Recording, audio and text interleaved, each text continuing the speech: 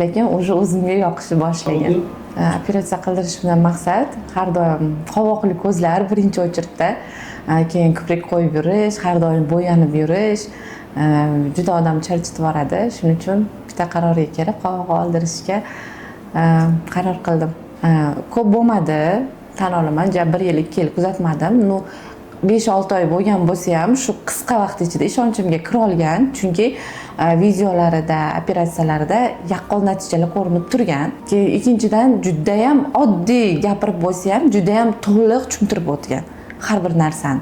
Nafaqat qovoq, ayolni o'zini, masalan, yuz parvarishi yoki boshqa muammolari ham shunaqa zo'r ideal tushuntirib bergan. Shu bo'yicha qiziqishim ortib, shaqa kelishga qaror qilganman.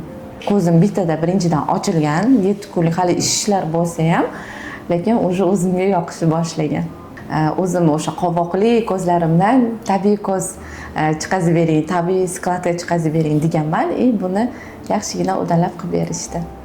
Operatsiya qildirmoqchi bo'lganlar uchun har doim kosmetolog yo u yoq arzon joylarga borishni maslahat bermayman, chunki ko'zimiz bu juda ham nozik soha bo'lgani uchun har doim o'zini ishini ustasiga kelishinglarni tavsiya beraman.